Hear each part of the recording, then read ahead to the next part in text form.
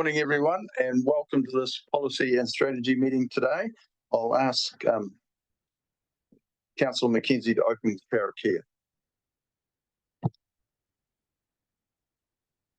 Tuia ki ronga, tuia ki raro, tuia ki roto, tuia ki waho, tuia tātou te tangata kei te kaupapa o te huinei, kei te kaupapa o te rangi nei, mori ora ki a tātou katoa, bind above, bind below, bind within, bind beyond, bind us to the people, to the purpose of our meeting, to the purpose of this day, breathe life into all of us. Well, welcome everyone, and welcome Board Member Dixon. Henry, good to see you here. I'm sorry it's a Friday morning. I must have been asleep at the wheel when the staff suggested we have a meeting on a Friday. So my apologies for that, but it is a wet day, so we might as well get our work done. So we've got a number of people on Zoom today, and if you're on Zoom, just turn your mic and your screen off until you want to speak and put your hand up. I've got it on the screen, so I should be able to follow it. I've got apologies this morning from Deputy Mayor Bryant and the Mayor for lateness. I think the Mayor will be here for the confidential session, if not before. Any other apologies? None? Would someone like to move that the apologies be received? Moved Councillor Dakey, seconded Councillor Kiramont. I'll put that. All those in favour, please say aye. Aye. Against? Carried. Was that Councillor Greening? Come on. Oh no, Councillor Hill. Certainly Good not. morning, Councillor Hill. Morning, Councillor Hill. Good to see you. Morning. I hope it's not too wet over the hill, because it certainly is here. Pouring down, Right. hammering. Right, so public forum is nil. Nobody coming in. Declarations of interest. Any? No. There's no late items. Confirmation of the minutes of the policy and strategy meeting held on the 3rd of April. Would someone like to move that they're a true and correct record? Move Councillor Kiramont, seconded.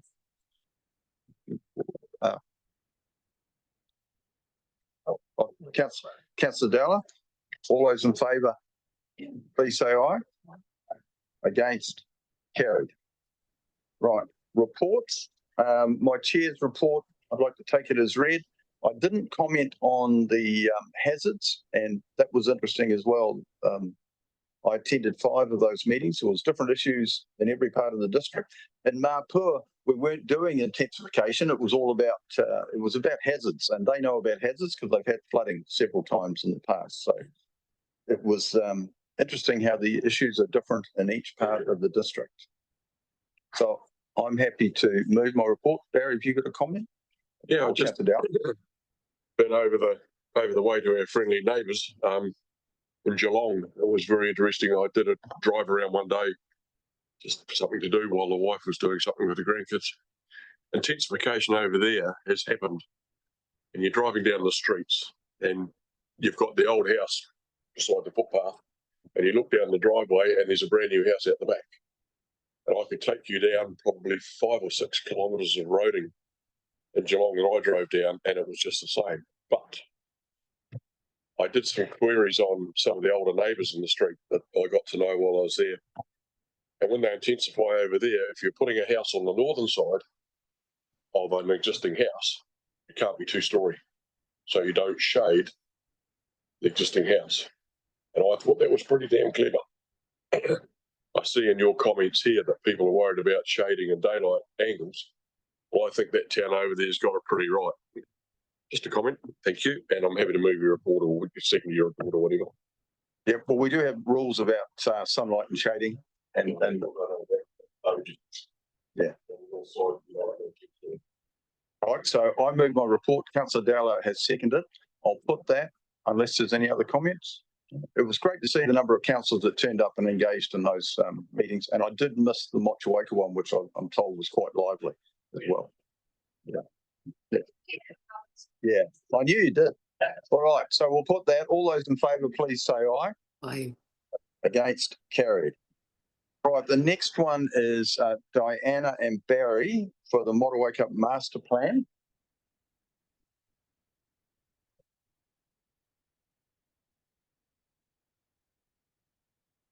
Mayor King, you're earlier than I thought.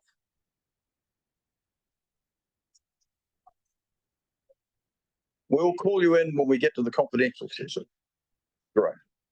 Kelly will do that for me.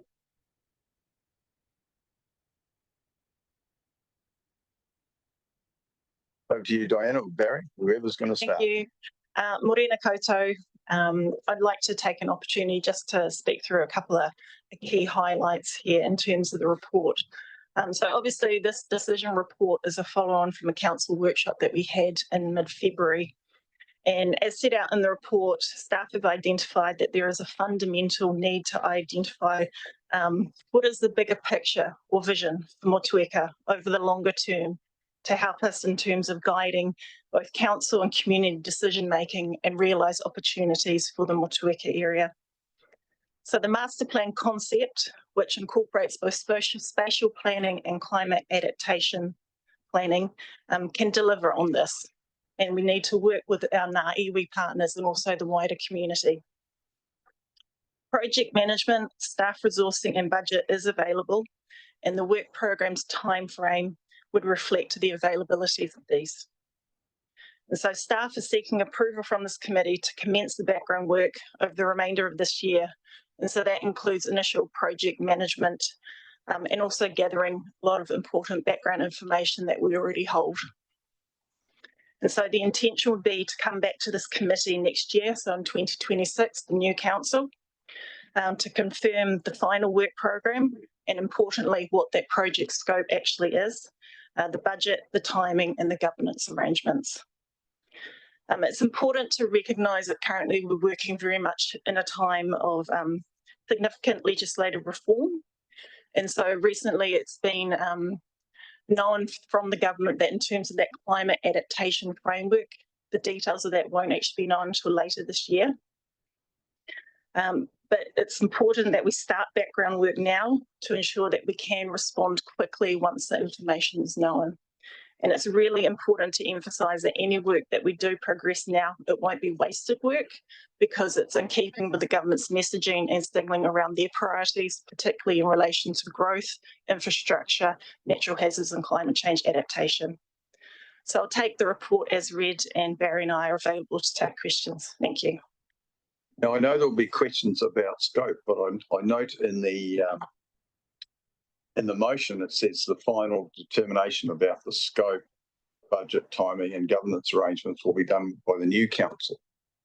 So, so we're only just starting this project, but I think we heard in the workshop, the mayor thought it was important that we do start this project. And I know the Motueka councillors have got some strong opinions about scope, but we're not deciding that today. We're just starting it. So questions of staff?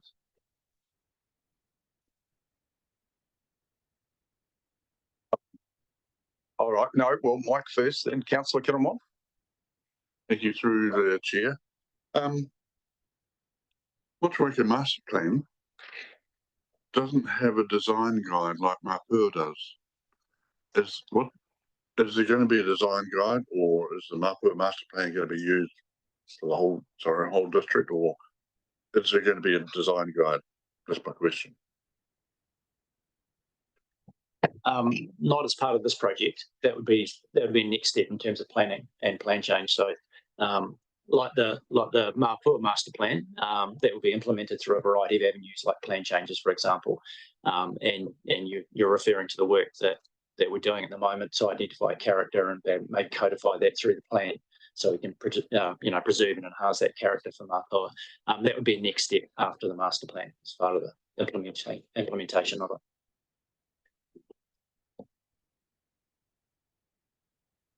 it. Councillor Walker.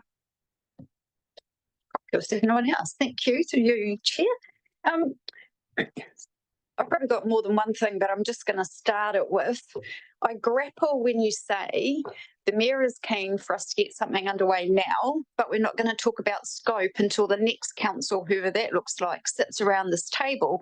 So what are we actually asking them to do? So if we can't identify the scope that meets the current need that we have in our community, what is the point in doing a master plan? Barry, do you want to reply, or Diana? My understanding is this is just the start of the project. We've only got a few months left in the term.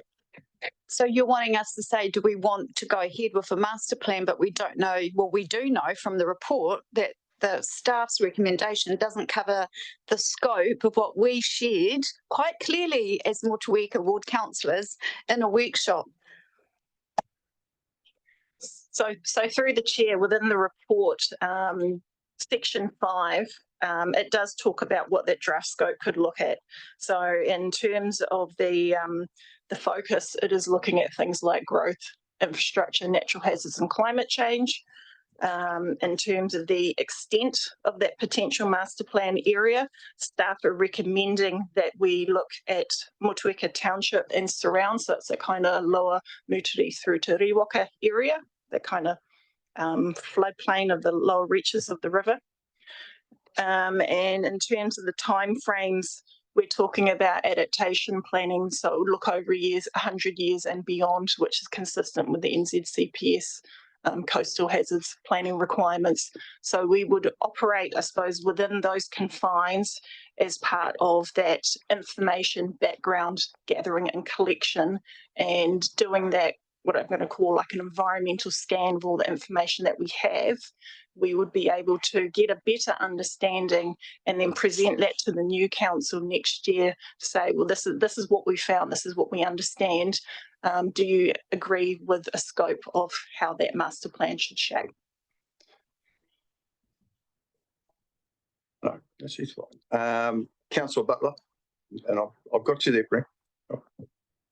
Oh, thank you. Yeah, my question's not about scope. Sorry, I just wanted to bring up the issue of the regional climate change risk assessment, and just whether we can note that that will actually be used at an appropriate time in this process to inform, to inform the plan going forward. Through the chair, yes, recognise that piece of work. We also need to remember that it's a region-wide one, so it's a very high level and a lot of information, and we need to start delving down into the details of that Motueka area. So the work that we would be doing, I suppose, would be moving that information forward and getting into a lot more detail. Thank you. Councillor Maru and then Councillor Dowler. Just had to find something on my map. So I'm hoping that the view of the ward councillors, I think it's the same as the view that it should be the ward as such in terms of the scope that we're going through. And I know we're not talking about scope, but I struggle if we're not talking about scope, because the influx of tourism into Motueka has an absolute impact on our character, our infrastructure, and how we operate. So if we take away Kaitiritiri, Marahau, and the throughput of visitors through, and that's out of scope, we're not there. We have one suggestion of significant development of land outside of option 2, which is in Tasman. It just happens to be cut off the bay. But my real concern is I have no issues in doing this, and I take the mayor's advice in terms of getting a framework for long-term vision and development. But I've got this horrible feeling that it's going to have a real strong focus on natural hazards and our mapping. And why I didn't take the question straight away is I had to just open up the map viewer that we have for natural hazards, and all the disclaimers that we say about, oh, this is all this information best that we have, bathtub modelling, and in essence of saying, well, here's a map that we're actually holding people to currently, but actually don't hold us to anything in terms of the facts that we're putting on this overlay. And so I'm going to diverse for 1 second. So thank you to one of the stormwater engineers that have been to Tueva Street, where we've insisted that we have to build up probably 3 metres of a section behind existing houses in Tueva Street. So they're 1.8 metre retaining walls at the fence height of the existing properties. have we lost all sense of any impacts to our current residents by making rules to build up and all this sort of stuff for the 50 to 100 years? It seems that we've left behind everybody else. So my concern on this is, as I read through the report, is I don't want it to be, oh, this is a really good process to consult on anything east of High Street and Wituika, we're going to be underwater in 100 years. So any builds we put are going to be here, here, and here, but not on rural land. So I just want it to be a plan. So one of the things, Mr. Chair, that you would have missed at the Wituika public hearing, there actually wasn't a lot of talk on natural hazards. There was a couple of questions, and one question was by Jeff Rowland, who asked, so I hear this, but I haven't heard council's plans to mitigate any of this. I've just heard that there's anything this side and we're going to retreat. So I hope it's a holistic approach. And my strong pushback is, if we have to put so many, here's some disclaimers on our hazard mapping, why are we so strict at the moment to any build that we're doing? So I'm hoping that this process will go, oh, yes, maybe, maybe not, but actually the character's really good. And thank you for the opening sentiments of Wituika, because you've captured the good parts of it. Still don't like a whole lot of the other bits underneath, but that's just, thank you for the intro. But I can't see how, in Motueka's sense, when we're the gateway to the habitats and gateway to Kaitiotiri, on our boundary of the current scope and option 2, we have some option to consider housing in the future, that we're limited to just an extended part of the ward with Brooklyn, Rewalker and Motueka. So, yes, I think we all agreed that the only way that we can put this to sleep is to actually go through a planning process. Motueka is next, but I'm just wary of scope and how that works out. There wasn't really a question, was it, other than a grandstand whole lot of thing. So the question is, beyond natural hazards, beyond our current planning bits, and I guess the recent plan change, what is the initial background stuff that we're collecting? Through the chair, we need to look at all that environmental information. We need to understand in terms of infrastructure servicing, the social, the cultural lenses that we need to look through. As part of developing the master plan, we would go through a very detailed options analysis. So that would start to address some of the, I think, the issues that you're talking about in terms of, well, can we mitigate, or, can we accommodate some of these issues, these risks, or is longer term managed retreat an option? We need to have that discussion with the community and with our iwi partners. So we can't, as part of this process, keep jumping ahead quickly. We need to take our time. We need to acknowledge that this work program will be incredibly complex, challenging and controversial. And so that's why we want to take the time for over the remainder of this year to kind of get our ducks in a row. We also know that council has done a lot of engagement previously with the community, but that would have been with previous staff. So current staff, we need to understand what have we talked about with the community previously, so we can get all that information together. I take your point in terms of the Motueka ward councillors have been advocating for a whole Motueka ward approach. But to do that, it would just be so complex, it would make the task unachievable for staff. We need, and also I think the community. So if we prioritise on the recommended area of that Lower Moutere through to Rewalker, and we understand, okay, what is that strategic direction for Motueka? Once we've kind of talked through that and developed it, we can then start having those conversations with other communities in the ward. So I guess that there's two bits. So that bit is, it does seem frustrating to me that if we didn't have a group of people saying there's some land here that we could develop 600 house lots, and we're going to have to find extra land just on the boundary of the scope, that seems frustrating that they will be just outside that consideration. And the other bit is, I agree with the process and looking at all the information, really looking at having those conversations, but it seems to me from just the Twain Street, I know the other two councillors have been here longer and have talked to other developers, is that our department's already made a decision in terms of what we need to build up to. It's already had these in stone. I'd say I'm welcoming the opportunity to talk about all those again, because it seems already that there is a planning decision that's been made that anywhere on east of High Street you will have to build up. Through the chair, in terms of some of those consenting issues, we have a TRMP that's out of date. So by doing this master plan process, we can then update our planning response. But the thing is, we know with our natural hazards, sea level rise, the information's moved on and staff have to respond to what our legal requirements are. Right, so we're going to move on. So I've got 4 people now wanting to speak. I've got Councillor Dowler, Councillor McKenzie, Councillor Dakey and Mayor King. So we'll start with Councillor Dowler. Yeah, I'm sort of heading down a similar track to what Brett has just been talking about, but maybe not quite that far, but close. But my biggest concern is that we haven't included Kaiteri in this plan, just that area on its own. And I'm going to ask Mr. Kirby for his opinion in a minute, if that's okay, because the local water done well is what we're heading for. And we supply water from Rewalker to Kaiteri, and we take the wastewater from Kaiteri to Motueka. So I feel that it is quite important that that is part of the consideration for the master plan, because it's got services there already, and it could be a benefit in the term for future development stuff.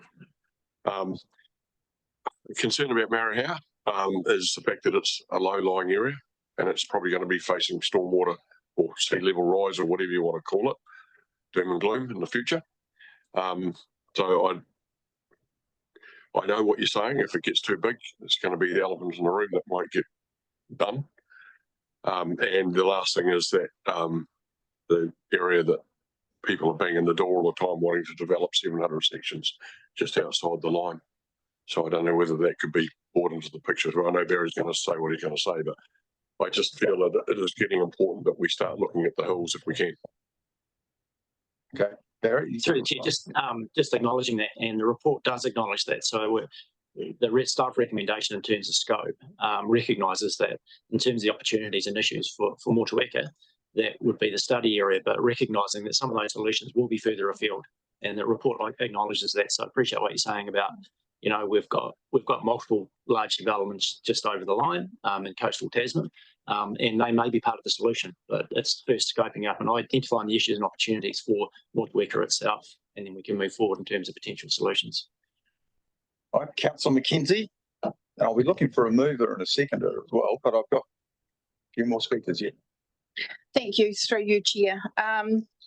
Look, I've expressed my view about this piece of work in the past, so I'm not going to go over that again, but I do want to make a couple of points.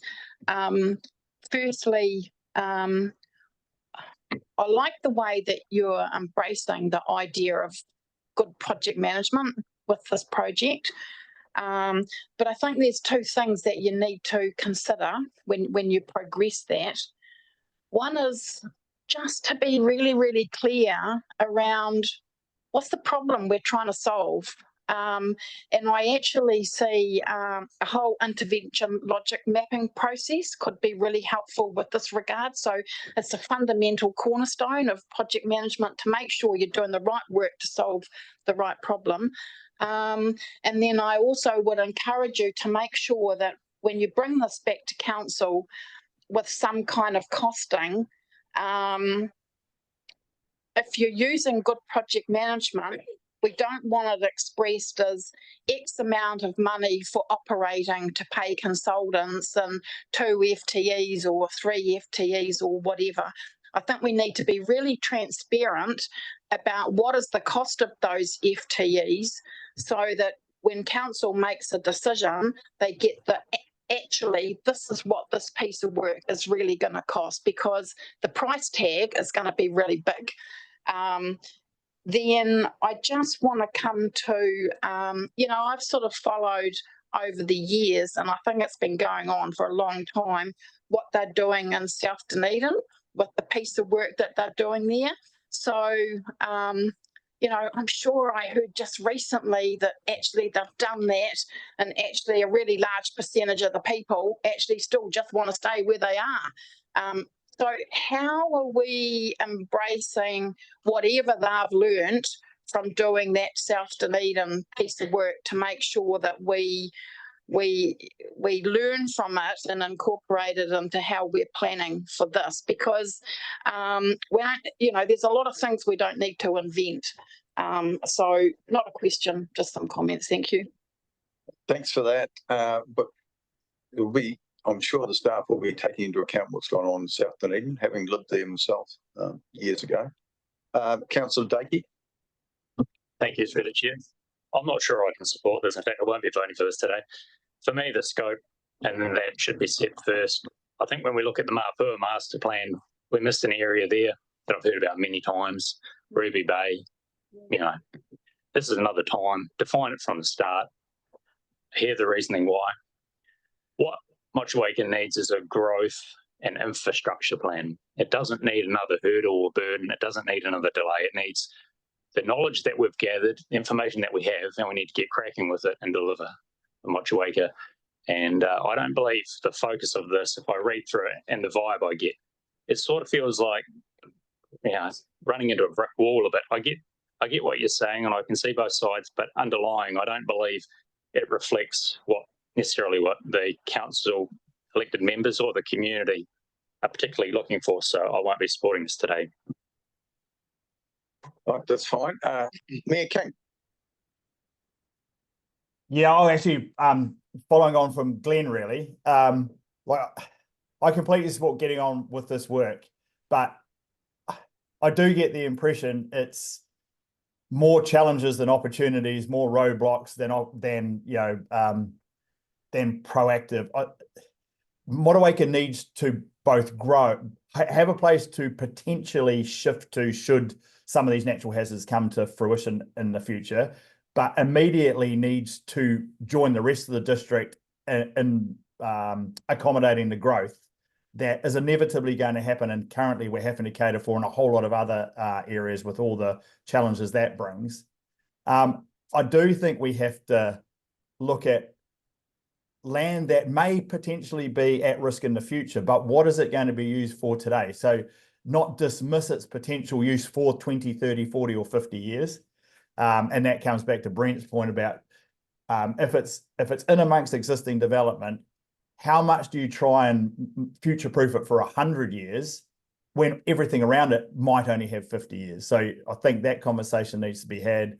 The scope, I get you can't make it bigger than Ben Hur and just basically open up to everywhere. Otherwise, we might as well just do the whole district at once. So there does have to be an area. That said, as soon as you're in a process, everyone else can jump in anyway. So if you open up a process for a plan change on rezone, people will start to put in there, whether they're inside or outside the line, and that will have to be considered. The last thing is the time frame. Like I don't think the government's going to, either government actually, this one or a future one, not even really depending on who might be in charge of it. This focus on housing and getting housing development and growth kind of progressing, I don't think the future RMA processes that are going to be available, the future zoning process that is going to be radically different from what we do now. I think the days of spending a year gathering information and then more years going through structure planning and then more years doing the actual, that is not going to be the system we're working in going forward. So I 100% think we need to get on with it. We do need to draw some lines because it can't be everything to everybody, but I just don't think the time frame is nearly ambitious enough. Are you happy to move the motion so at least we get it on the table going forward? Not with the current time frames. Number 4. So is that number 4? Yeah, that seems, gosh, the final work program project scope, budgeting, timing and governance arrangements will be approved in 2026? No, I can't. Nah. Well, can it be done before the end of this year? That's what I'm going to ask the staff. So that would be the new council. Will be a new council will be sworn in after. It'll be late October, won't it? So could something come back by before the end of the year? We could do. It would be a revised scope from what we're hearing. You know, if it's about growth, we could ignore the hazards. But I wouldn't advise that. But I think, you know, we can go away and look at the scope, provide some more advice on scope around and the focus of it too. Because what I'm hearing around the table is getting the focus right, and it seems that we haven't necessarily hit the mark as it stands. I'm Obviously, certainly not suggesting ignoring hazards. Don't for 1 minute think that's what I'm suggesting. But it's quite a different approach if you are looking at growth and enabling while considering the impact of hazards and risk versus the other way around, which is focusing on hazard and risk. And then that I think is probably what I'm trying to signal is it's what you're trying to achieve, acknowledging that there absolutely are constraints as there are everywhere else in the district, whether it's earthquake hazards and risks in the areas behind Richmond or other risks in other parts of the region, be it flooding in Brightwater or Wakefield. There's always constraints, but it's what is the intent of what we're trying to achieve is the key thing. And it seems a bit too focused on the negative and not focused enough on the positive. so there's some feedback. And are we happy Barry, to bring something back in November? Is that possible? Yes, we can do that. So we could change new council to the new council in November 25. Yeah, the new council in November 25 on number 4. And can I get, let's see if there's a mover and a seconder. And if there isn't, I'll move it. Is there a mover around the table? Right, I'll move that to get this progressed. Do we have a seconder?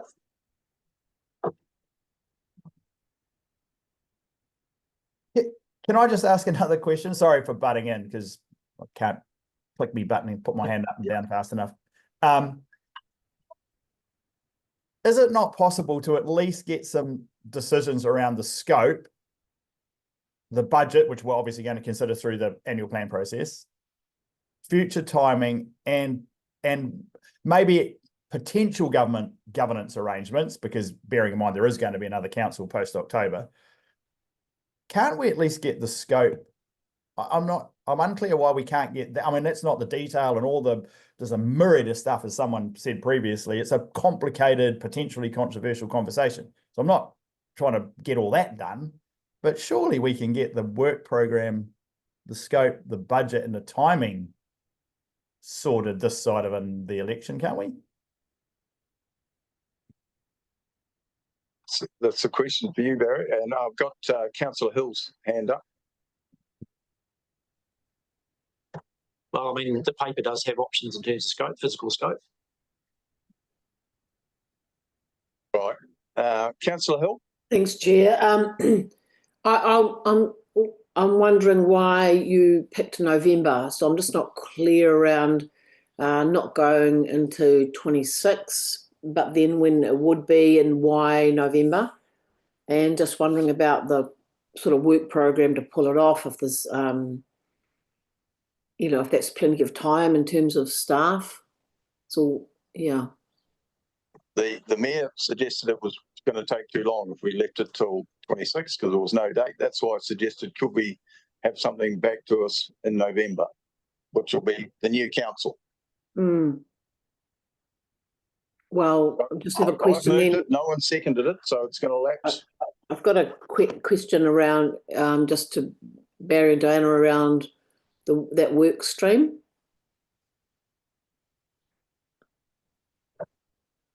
A question around the work stream? Yeah, just in terms of November timing, does that, what impact does that have in terms of staff and work and the project? Well, we've factored in this project already, so it would be coming back to this council with you know, if you decide scope today around actually what would we be doing in terms of that, because what we've heard today is that we haven't necessarily hit the mark in terms of framing and what the project would intend to do. So we would go back and have a look at that came back to the council with a clear scope in terms of the topics and the timeframes and what we could take forward within that time. We could start by defining the physical scope today if you wanted to do that, and then staff could go away, and then in the context of that and the feedback we've had around the table, come back with a clear indication of what the work program would entail and how we would approach it and the sort of things we would look at. And that's So, Barry, you that's easy to do in the time frame that Kit's Councillor Mailing suggesting. It's achievable. Yeah. Or the other option is to leave this lying on the table till the next meeting. No? No? All right. Well, I'm going to let the mayor have a say. I just think if you go November, like honestly, new council, new mayor, you're not, and everyone having to start from scratch. Them all have to be brought up to speed, whoever that is, whatever that mix is of existing and new and whatever. I just think if there's some things that can be determined, Motueka needs to be future planned. I don't think anyone's going to, but I'd be surprised if any future council or mayor decided not to even look at it. So maybe we just look at the scope. That's been one of the key conversations today, rather than try and thrash this out today and maybe just a bit more thought about how that might work. Try and get that determined if prior to the election. And I know there's this thing about don't make major decisions, but quite frankly, I think that's bollocks. At the end of the day, if you don't keep moving and you cut 6 months off your 3-year term and you don't make any decisions, it's pointless, really. So it's what can we do prior to the election? And I'll take Gary's and staff's advice over what's possible. Obviously, a future council can change that. That's entirely over to them. But I think we need to signal that, have the conversation about scope with the people around the table now who have been through 3 or 6 years of these conversations, including the hazards discussion, etc. So that's firstly just the scope, and that may, if resources and time allow, cover some of the work program that links to that scope conversation, or the budget and or the timing. I'm happy to have that wrapped up if it's possible.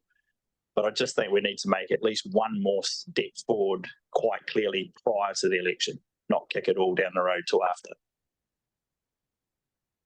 So is it appropriate that you come back to the next meeting with some of that, Barry? Or I think we want a bit more time. Give us maybe not the next meeting, but the one after. Right.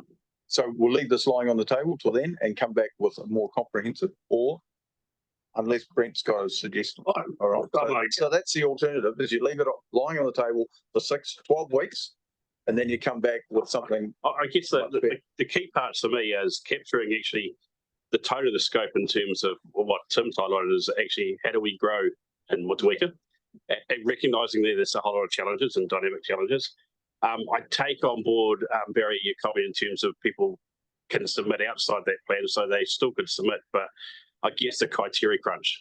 Our population in the summer almost doubles, and a big part of that is through the criteria area. So just to turn our heads away from that would be crazy. So I guess in terms of geographical scope, I'm probably relaxing around Motueka Valley and up and towards the ward, but certainly at the criteria end, it probably needs to be in there for me. But if the whole tone, because we've got the first paragraph right, and then the whole tone is where do we grow in Motueka, understanding all these other things, I'm probably there. So I know there's some suggestions about wording the motion. I don't like doing motions on the fly. The other option is to just come back with a refined thing in 12 weeks' time. Oh. Yeah, we'll come back in 12 weeks' time with a refined thing. Now, as long as the staff have got clear direction, like I'm happy to move, and I know I also hate move things on the fly, but receiving the master plan report's fine. Approves commencement of background work, fine, because wherever the scope is, the background work has to be done, and the sooner it starts, the sooner it finishes. Notes background work to inform decisions and timing project will occur, or just full stop. Doesn't say just will occur. Acknowledges the final work program project scope, will be brought back to council prior to the 2020s, well, prior to October. acknowledges the final work plan project scope. But I think you can leave that out.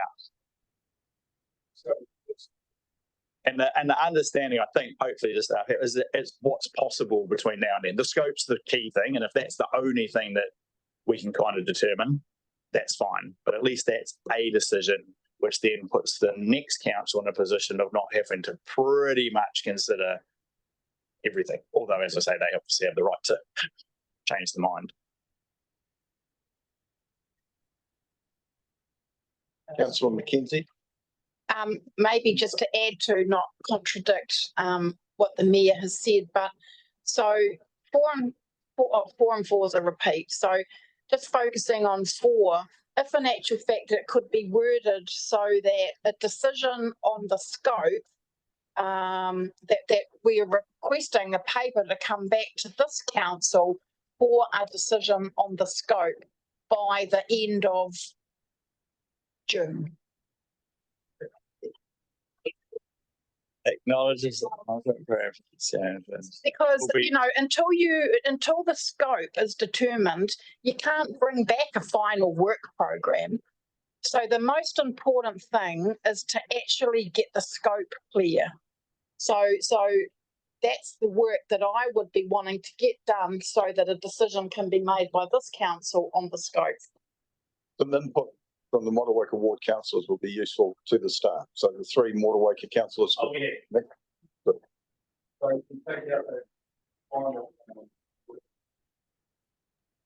Yeah, just take out 4. That's all right.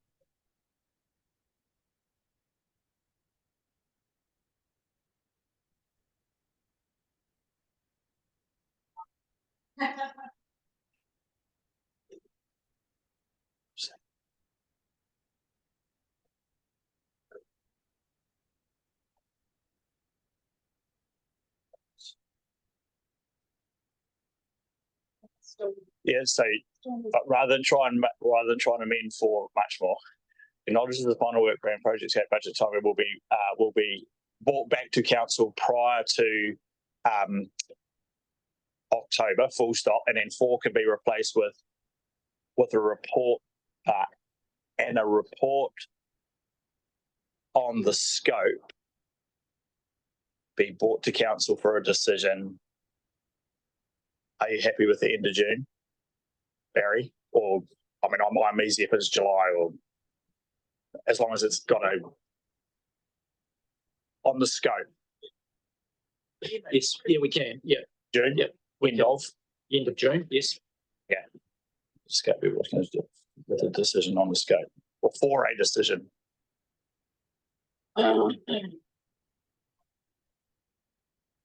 To council for a decision on the scope by the end of June.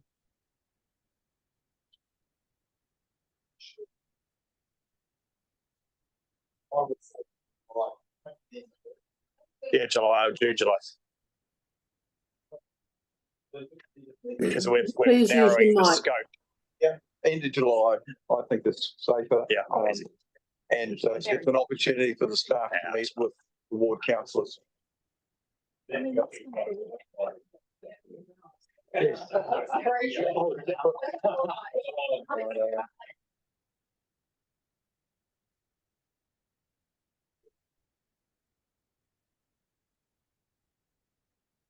Doesn't matter, right? So I actually, Barry?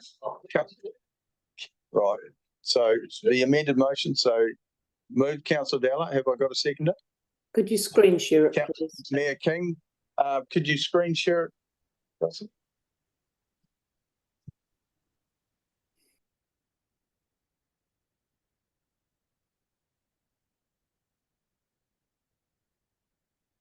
Are you able to see that, councillor Hill? I am, yes, I'm just having a quick read, thank you.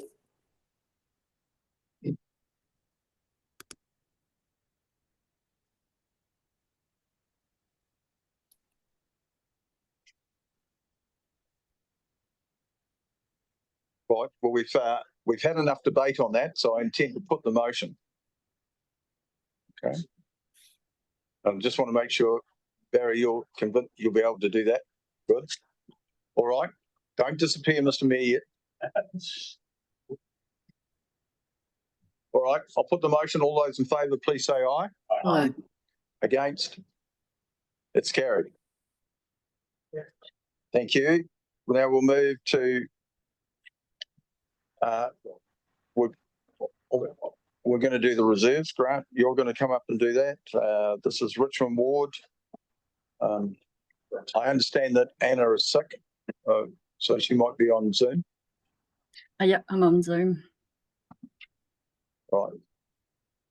Who's going to lead it, Grant or Anna? Anna? Righto, Anna, over to you. Yeah, apologies for being online, but I don't think you want my bugs.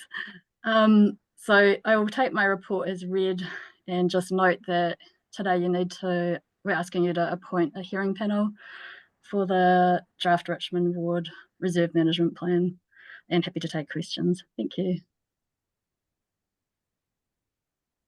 Right. Any questions? I know the ward councillors have had a discussion. We've got a volunteer to chair it. Councillor Dakey is happy to chair this. And I think all the ward councillors should be on this panel because it's our most popular ward, and we've got the biggest population. I think you mean populous. Population. 20,000 people live in the Richmond Ward. Oh, that's a matter of opinion, councillor. Makes it populous, not popular. I was close. But there's 4 ward councillors, there's 4 spots. I haven't spoken to Councillor Greening and I haven't had an apology from him, but he has had a lot of input with Anna over this. So I'm happy to populate the names with the chair is Councillor Dakey. He's volunteered to do this.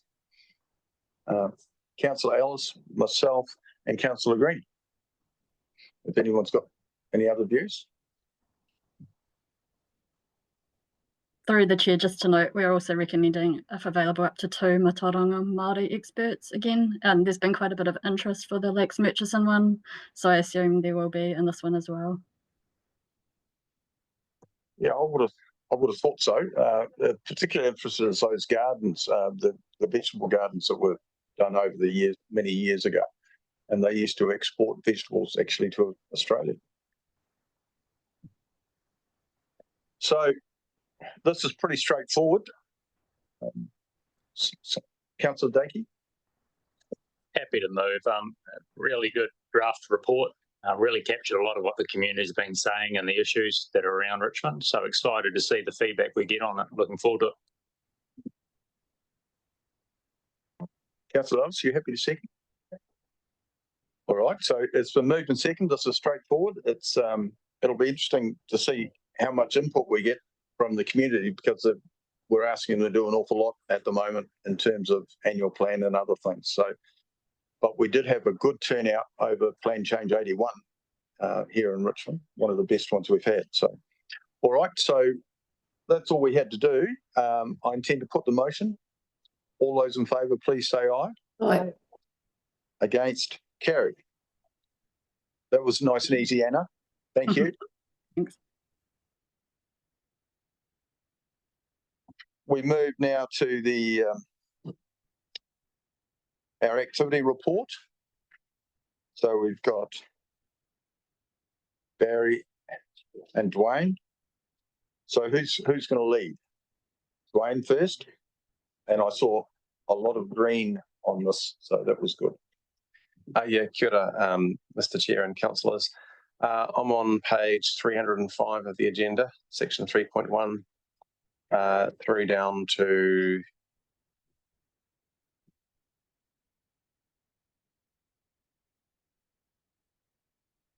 uh, 314. I'll take the report as read, just one correction. In the report, it refers to the biannual stock take of community emissions. Biennial is twice a year. It meant to say biennial, which is every 2 years. So that stock take is done every 2 years, not every 6 months. Happy to take questions. Councillor Murray and then Councillor Kittamore. Thank you, Mr. Chair, and I think I know the answer, but just for clarity, so on page, where am I? 310, the new Port Motueka development plan is the one that we're partnering with private enterprise to do, and the other one's been paused. So whatever the other one was called is on hold. Am I correct in assuming? I'll let the manager speak to that because he and I were at a meeting with one of your major port companies recently. Yeah, the issues and options paper has been completed. The project's in pause while a third party works with the port users to come up with a way forward. And just to clarify, this is our team providing support to that planning process as opposed to a new project. Councillor Kilmore. Thank you. Through the chair, page 308, you've got a new project there, implementing climate actions from Waimea Inlet Action Plan. I don't know who to ask this to, but I think I've got enough people in the room. Waimea Inlet Action Plan not only deals with the points you're talking about, but it deals with other action points as well. What's happening to those other action points? Like who's implementing the action plan, Waimea Inlet Action Plan? Anna's, I think, hopefully still listening in, but I mean, the Waimea Inlet Action Plan is a collaboration between community groups in the two councils, and different parties are responsible for leading different parts of the action plan, and this is just one of the many action plan points that have been kicked off recently. Yeah, do you want me to add to that? Or? Please do. So through the chair, yes, we as a group, we report annually on how we're implementing the plan, and as you know, we have a lot of different staff across council who are contributing to that. So every year we bring that together in October in the Waimea Inlet Coordination Group meeting and look at it, and then later bring it to council. So I think that came to the Strategy and Policy Committee's last meeting or the one before. So yes, it's just an ongoing thing that every year we continue to collaborate on, work together on across the entire plan. Councillor Kilmore. Through you, Mr. Chair. One quick question for Anna then. We've got a meeting coming up with the Waimea Inlet Forum Group. I think it'd be good if they were made aware of how the action plan is being implemented and how it's a good news story, that it's not just been put in a bottom drawer. Are you able to, at the next forum meeting, give them an update of how this has been progressed? Yeah, we can add that to the agenda. Thank you, that's all. Thanks. All right. So any other questions of Mr. Fletcher? Of Wayne? No? All right, Barry. He was pretty lucky, he only got a couple. Your day. Through the chair, yeah, I'll take the report as read. Just a quick update on some of the plan changes. The outstanding appeal on Plan Change 76, which is Wakefield. We have got a resolution through mediation, and the paperwork has just gone to the Environment Court, and hopefully line under that one, which will be great. We have a hearing for Plan Change 79, which is deferred zoning, which starts on the 23rd of June. And the paperwork for that is going out to the hearing panel and submitters very soon. Just want to thank all the councillors that turned up to our consultation events too around the district. That was really appreciated. Staff really appreciated that. We had over 200 people come through the door in those events, which was really, really good. And so far we've had 111 submissions on Plan Change 81, which is quite a big number for Plan Change. And the Heston stuff, we've had about 30 submissions as well. So really good feedback to date. It's pretty good. So off the back of that consultation, which is really good. So otherwise, I'll take the report as read and happy to take questions. Thanks for that. I also want to commend the staff before we take questions on how they presented at Plan Change 81 and the displays and the information. I thought it was very well done. And one of your staff members in particular was very good at answering some quite tricky questions from different people around the district. And they did a very good job. Councillor Murray. Thank you, Mr. Chair. I'm actually just going to echo what you said. So in Motueka, exactly the same. Officially presented, hard crowd, really good interaction. It was actually done really, really well. Councillor Dowd. Yeah, just going on about the Motueka West Development Joint the agreements with Kawangiora, Wakatu, etc. I wind the clock back and I can't remember whether it was 2010 or 2016 when we were doing the proposed High Street upgrade of Motueka. And NZTA at the time, at one stage, popped a map out showing the possible preference by them to see Manoy Street, Talbot Street, along the face of Sports Park to be formed as a road, which would take the pressure off the Wakawera Street State Highway intersection. I see in the report that there's got to be the application is on hold pending review of the traffic impact on the Wakawera High Street intersection. So I don't know whether it's worthwhile trying to dig something up about that. I don't know whether I've still got it at home or not. I'd have to go and dig through a box or two, just to show the plan that they had, because the Wakawera Street was originally going to be a roundabout in 2010. In 2016, that was wiped, but they just put the traffic lights through the rest of the town and ignored that intersection because it's totally in a two-hard basket. With this subdivision happening and the road coming straight out onto the facing Manoy Street, and we've just put this big flash cycleway down past Sports Park.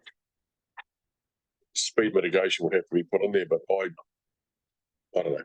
I'm just suggesting that it's a possibility, a way forward if that happened. Maybe the developer might want to pay a lot of money towards that. Through the chair, I'd like to please for that. It is actually a really tricky problem and staff have not yet really found a satisfactory solution. So please put it through. We can take it up with NZTA. It is definitely in the hard basket. I don't know if it's in the too hard basket, but it's definitely in the hard basket. From memory, at the hearing, and I was part of the panel with Councillor Maru, a traffic assessment was required. So that is a requirement for that. And it is required, so it has to be done. Councillor Maru, is it Maru or Killamore? I got a note. Councillor Killamore. Thank you, through the chair. Motueka Wastewater Solutions Project on page 312. I know it's a long project going out to 2035. I just reading the updates here, I just get an impression that it's being drawn out. And I know you've got to start somewhere other than put a stake in the sand, but I just wonder, the team itself, and I don't know the people's names and I don't need to know, are you confident that you've got the right people with the right resources there that keep this project on track and not have any, can't really start, I will say it, not have any slippage? Because this is what worries me, is that we start off with great guns in a planning stage, and then the slippage at the toughing when we're starting to build it. So are you confident we've got the right resources and the right people there and the right funding? The funding is only there for very early foundation setting at the moment. The bulk of the money comes in, I think, in about years 4 onward to do the most of the work. And so what we're doing here is trying to set up the governance arrangements and do some of the early work so that the rest of the process can run smoothly. It's largely a project led out of the Russell's team, and what we're doing is lending support for that setup of the project. It isn't really intended to kick off in earnest, as I say, for 3 or 4 years. We're just trying to get things sorted.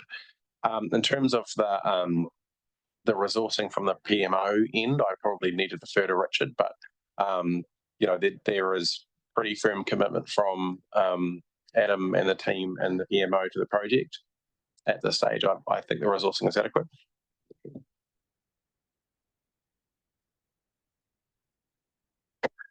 Yes, the resourcing is adequate, and it's got to a stage now where we need to get the governance aspects sorted out. And I won't tell you in the public meeting here what's going on. So discussions are still being had, but we've got a solution for that, and that'll certainly help the iwi involvement at the Putaya level, because we've got the governance in place as well. So they're really nervous about going forward and making decisions without having the governance that they are comfortable with. So yeah, we've got that in hand. Okay, we'll keep going. Councillor Dakey. With the chair's indulgence, I have a comment, then I'll jump back to Dwayne's report if that's all right. Yeah, Plan Change 81, the workshops are great. Initial vibe that's come off of that is positive. So I had a little bit of feedback, and some of those concerns are being allayed, and it's sort of started a good, in my opinion, good movement. So thank you for that. It's good effort. Question from the previous report. Exciting to see the word hope bypass in the report. A lot of people in the community are hoping for something to be done on congestion in Richmond. As our staff start working on it, how do we go for funding any work we do together with NZTIPA? I presume it's at our cost at this stage. At what point do we start a project? How do the work that's occurring already, is there any sharing of costs, or is it just on us at this point? Through the chair, at the moment, we are trying to provide information for NZTA that largely protects council's interest in its infrastructure. We're not in the tent in terms of identifying and testing solutions or anything like that.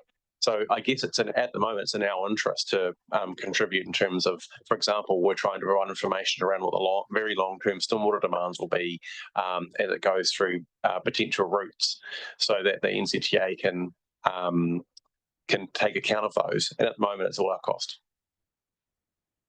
Doesn't surprise me, but probably the only people who never get a good deal on these sort of things, unfortunately. Obviously, the timeline there too, it's saying we might get some sort of update mid-year, hopefully, and then at that point would be brought inside the tent, hopefully, and we'd start actually being able to work together and get a bit of funding. That's my hope anyway. Thank you. Yeah, through the chair. So yes, the board, NZTA board is supposed to consider it June, but it was July, but it isn't the first time it's been knocked back 6 weeks. What we have asked is that the council and the regional transport committee are briefed before they go out publicly, so we can get informed about what their plans are. In major projects elsewhere in the country, there is often some knock-on consequences for the local network. For example, typically, if their intersection upgrades start affecting the immediate local roads, well, they typically pick up that cost. So it's not. So at the moment, it's not clear what cost we will incur from an infrastructure perspective from their plans. But yes, if there is a cost, we'll be having a conversation. If I could just add to that, we're certainly there to protect council's interests. The NZTA train is underway, getting the investment case put together. And we have certainly said, listen, we need to be at the table, and we are at the table. We're grateful for that. So we are aware of what's being done, but obviously our staff are under confidentiality clauses at this stage. So even I don't know too much about the detail of it, but they're certainly protecting council interests, and that's at our cost. So at this stage, it's just like when we consult with somebody else, we don't normally pay their costs here. Just a question from me, Richard. Previously, we've talked about some interim quick fixes, like maybe taking parking off one side of Gladstone Road or something like that to assist. Are they looking at some interesting interim stuff? Because the congestion is only getting worse, and if they're in the planning stage, it's a long way away from actually being built. Well, two things. Number one is they are looking at some short-term measures. They're constantly looking at that down there, but they're also aware that they don't want to spend too much in short-term measures when 2 years later they come back and do major works. So they're conscious of that side of it. So that's the first bit. The second bit is I think we can be grateful that they've actually brought it forward. 2 years ago it was going to be in 2030, 31 from memory, but it's come forward to 27, 28 or 28, 29. So I think we can be grateful it's been brought forward, and that the train seems to be leaving the station and putting information together. Just hope that the board signs it off. Okay, so any other questions of Barry? You've got off really lightly because it's gone backwards. So no one else? We've got a motion to receive the report. Moved Councillor McKenzie. Seconded Councillor Butler. I'll put that. All those in favour, please say aye. Aye. Against, carried. What we'll do is take a 5-minute break, and then we've got a presentation about Kora Waipupu Springs from Joseph Thomas is our next item. So we'll have a 10-minute break, grab a cup of tea. If you bring it back here, we'll get through quicker. 10 minutes. 10 minutes.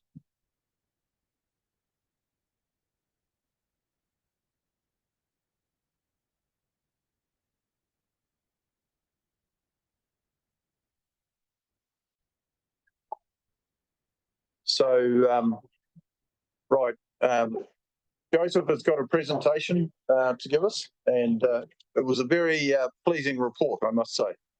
So over to you, Joseph. Good morning, and thank you to the chairman and the councillors. This is an information report to council, and I thought it's important that the council's aware some of the requirements that we have to do as part of the Tiwai Koropopo Springs Water Conservation Order. And it's quite an onerous bit of work, and it costs a lot of money to do it. So I think it's important the community knows that the council is fully complying with the order. It'd be quite nice for the councillors to understand the complexities of the work and the duration, you know. One of the key requirements of the Water Conservation Order is that within 1 year of the Gazette of the Water Conservation Order, we have to measure water clarity and dissolved oxygen in the main spring of Tiwai Koropopo Springs. Now, we complied with that. The order got gazetted on the 23rd of October, the year before, and we couldn't have done it that year. So we commenced it this year, and we got the instrument into the springs in early October, went through right through to January for 105 days. You may ask, dissolved oxygen is the amount of content of oxygen in the water, and clarity is what you can visually see if you're a diver and you get into the water. How far can you see in the water? Obviously, there's optical limitations and technical limitations. In the rivers, you might have heard of it from other people, we measure water clarity with a black disc. We put a periscope in and we put a meter in the river, and we can see how far we can see the reading. Is it 5 meters, 10 meters, or whatever? In the river, anything more than 10 meters is considered a very clean, clear water. In this particular case, we installed the sensor, and there's some pictures to show you how the instrument works. So that's the first one is a cross section. So we had this strung black cable going from one end of the springs to the other, and we got a rolling cable that we can slide the instrument across to the right spot and lower it. And when we have to maintain it, we raise it and roll it back and clean it and put it back. The clarity is measured through an instrument called a C-star transiometer. The court specifies a transiometer. It basically shoots a beam of light between 2 points and measures the time period. And there's a whole lot of other readings that, apart from clarity, the thing measures. It's in the report. There's also the X logger for the dissolved oxygens is coupled to the meter. This data sort of comes to the base station and goes to the satellite and goes through NIWA, and I can see it too. So that's roughly the rolling pulley and how we raise it up and put it down into the springs. The next slide. Yeah, that's sort of the main spring. We're deploying the sensor into the spring. And that's the base station where the data comes back to. And you can see the cable line and the sensor coupled with the oxygen sensor being sort of swung or rolled into the main spring and then lowered into the main vent. And handsome young Mr. Butler, Patrick Butler, Celia's son, is one of the senior techs at NIWA that was involved in the deployment. It took us a whole day to install and get it in, and the next day to check and calibrate it. So it's pretty involved. And NIWA were coming up every month to clean the sensor and redeploy it. Yep, that's the sensor actually being lowered into the main spring. And there's some pictures of the spring, underwater pictures of the spring, and you can see the sensor on the right there.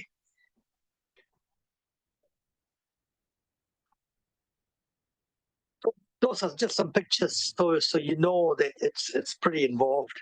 And coming to the report itself, clarity and dissolved oxygen are parameters that are quite atypical of a water quality test. In water quality, we want the water quality to be below a certain limit, whereas here the thresholds are different, where we want the oxygen levels and the clarity to be above a certain limit. So the court has set these thresholds, and the whole water conservation order is about prohibition. If you don't meet the thresholds, you can't allow a whole range of activities. So in the case of dissolved oxygen and clarity, what the water conservation order says is that any reduction in the 5th percentile of DO saturation in the main spring is below 45%, and any reduction in the water clarity in the main spring below a median value of 72 meters or a 5th percentile of 68 meters. Sorry about the technical jargon, but basically the 5th percentile, the easiest way to explain it to you is that if you got a number given to you, 95% of the data has got to be above the number. So that's the simplest way I can explain it to you. So over the deployment period, we collected over 900,000 data points. And in summary, the readings are, it's a good news story. The dissolved oxygen saturation, the median value was 59.3%. And the 5th percentile that the court has said in our case was 57.4%, not 45%. So 95% of our data was above that. So very good. And in the case of water clarity, the median value we measured was 78.5 meters. The court specified a value of 72 meters. And the 5th percentile that we measured was 74.4. So it is very, very clear. This reading, I've given you some background, is better than what we measured in 2018. So it's a good news story. So the springs from a water clarity and dissolved oxygen are in a very, very good state. So long it may continue. It costs about $60,000 to do the work. We have to repeat it in 2028, October, something for the council to put into the next long-term plan. There's a range of other things that I've explained and observations, but in a nutshell, we've complied with the order. The springs are in a very good state for DO and clarity, and optically pure water is 83 meters. Which means that if you do your mathematics, you can't get water clearer than 83 meters, but 78.5 is way, way, way up there. Most rivers are considered very clear if you're more than 15 meters. So I'm happy to answer questions. I've given you a whole lot of summary of other factors like temperature and observations, but surprisingly for the council, the water is clearest early in the morning, even though it's dark.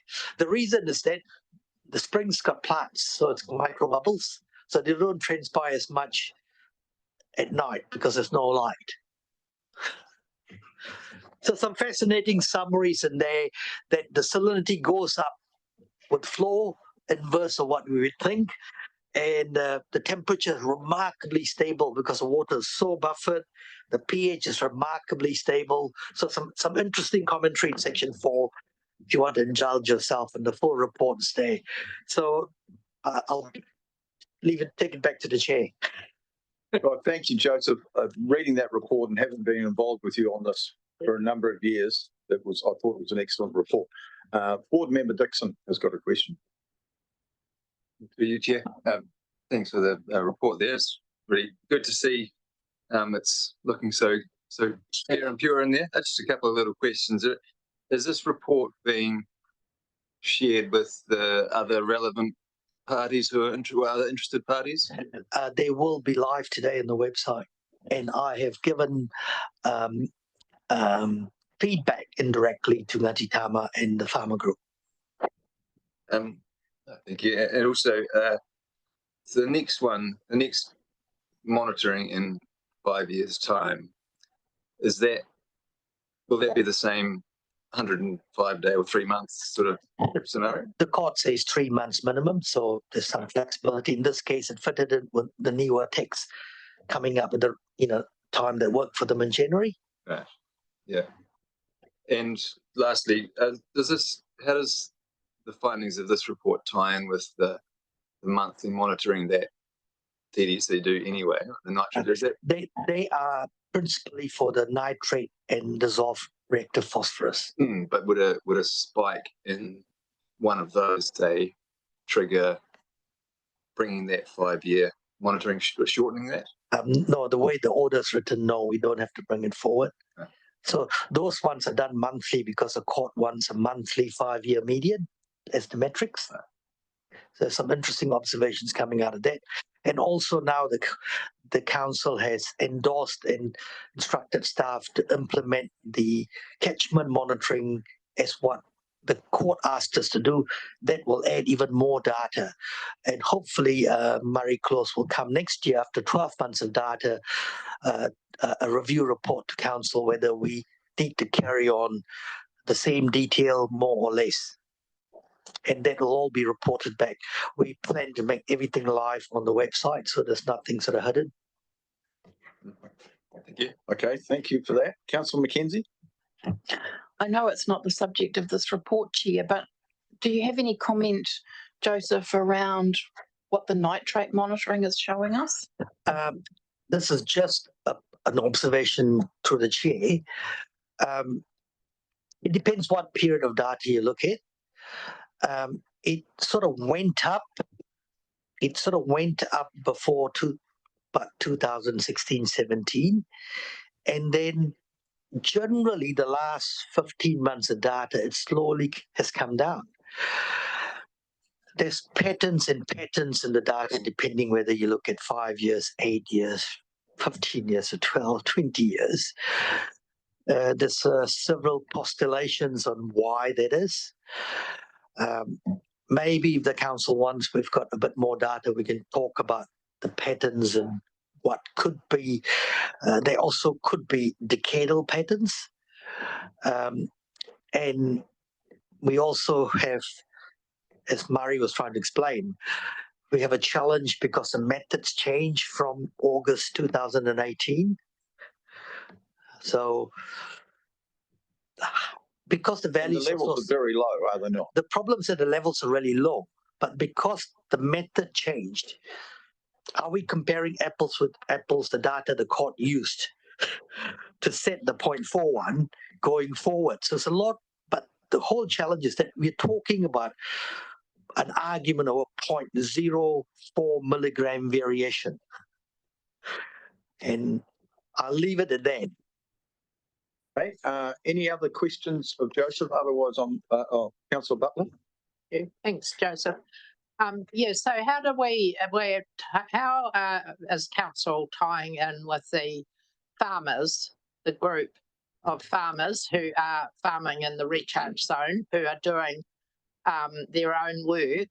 And in fact, last weekend I went on the tour and went to the farm of Corrigan Soman, where he talked about their work that they're doing with their tomos and protecting their tomos and stuff like that. So how are we tying in council and the farmers?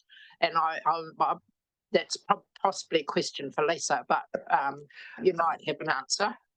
Couple of things. Couple of things. I think with my colleague Mirka and Lisa, we're going to cover it as part of your workshops. So I'll probably cover it as part of the workshops because I think they're both tied. The water becomes a test for anything that happens in the land because the triggers are all on the water. So I think it's better sort of workshop the kind of activities they're doing that are going to help with us getting there.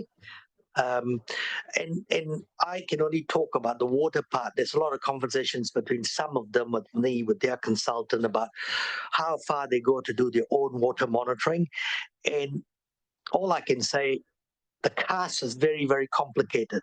It's what you're measuring in a bore in your farm. when the water table is so deep, actually reflecting what you're doing on your farm?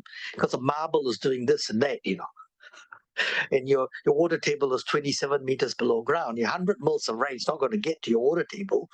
The bigger thing driving is the river and the karst hills that are pushing water into the marble, and the water is coming up and down in the Ata Marble of Parapapa Ata Marble Aquifer.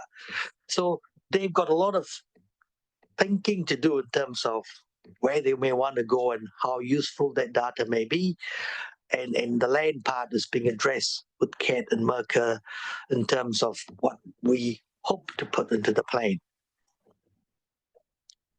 Okay, so no other questions. I've got a motion on page 319 to receive the outcomes of the monitoring. And it's good that it's not every year we have to spend that 60,000, Joseph.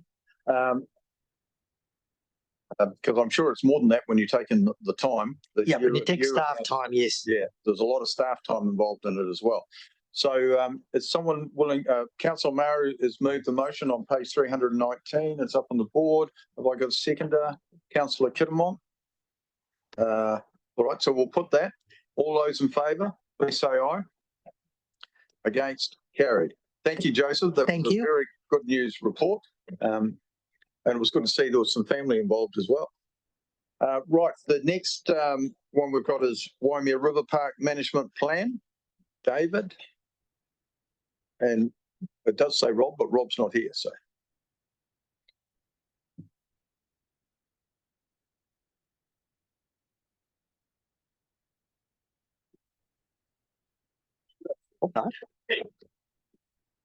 Over to you.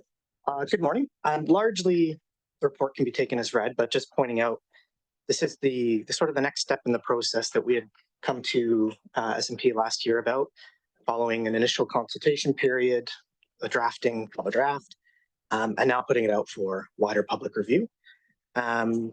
We outline dates and hearings and deliberations, and similar to Anna's report put through a little bit earlier about the ward management plan, proposing a hearing committee or hearing panel composed of councillors. So I'm happy to take any questions at all about the plan itself, and about the consultation plan, and then about whether or not we're good to have a hearing panel and who might want to volunteer to be on said hearing panel.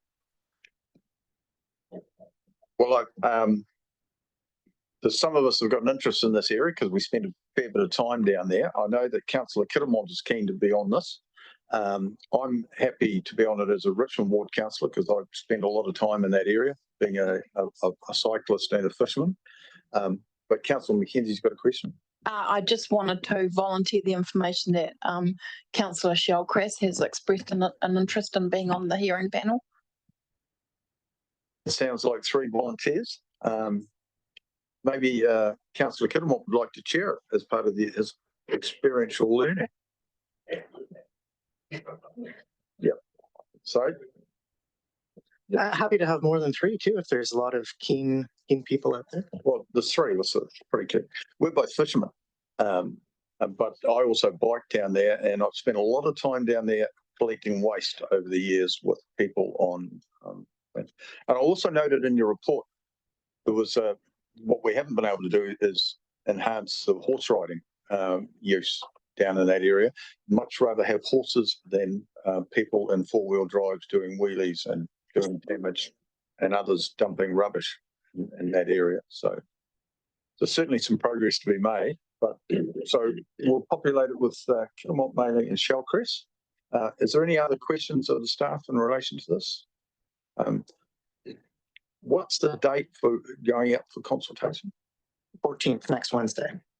Yes. Again, that's an awful lot going out at the same time. But this is a different group of people that you're probably looking at. It is quite focused, and the people and organizations that have been engaged in that initial seeking ideas phase will be directly notified as well, just to make sure that it doesn't fly under the radar of all the noise. And you'll be targeting some groups.